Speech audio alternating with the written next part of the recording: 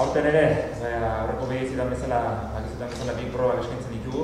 Alde batetik 1.000 proba, 1.028 kilometrotako mendira estarketa, eta bestetik proba motza edo ditzen duguna, Goierriko bi handiak, 98 kilometrotako mendira estarketa dena, ez. Badago talde bat, bai proba motzan eta beste talde bat proba luzean, ni uste gogo jokatuko dutena, ez. Bilbide motzean iazko podiuna daukago eta aparte, iazko luzearen irabazlea Javi Dominguez, ez. Orain arteko lasterketetan kriston maila ematen ari dena. Aparte, Austriakoa Blanketik laugarren itetik datorte desen, venezolanoak ere izaten Erife irabazitakoa da, 1.000 kilometrotako mendira estarketa, horrek esan nahi du, nivela zentzu baten hilo egin dela, ez.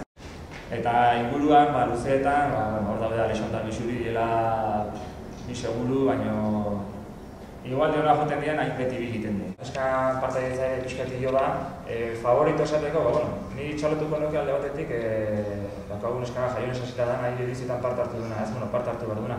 Orduan behintzat, mentzio berezia behar du, bolondresak. Dala gutxi uste dut hitz bat ibiltzen duela esan ez, bolondresak probanen bihotza dala, ez? Bolondresak faiatzen duten momentuan, proba hilingoa, paro kardiako eta zulora. Aurten ere jakin izan dugu, sekula baino bolondres gehiago izatean eta benetan txalogarria beraien jarrera.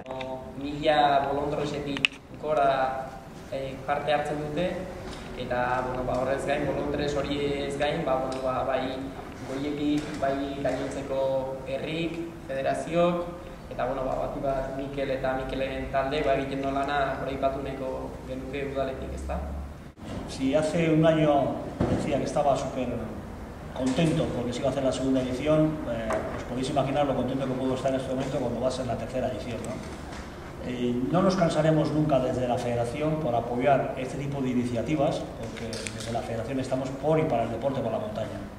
Entonces tenemos muy claro que las carreras por montaña son una parte nuestra, que nuestros aficionados, nuestros federados las practican con mucho, digamos, entusiasmo, y por supuesto tenemos muy claro que las ultra trail, como en el caso de esta tercera edición de la 1 milla, es una especialidad que va a más.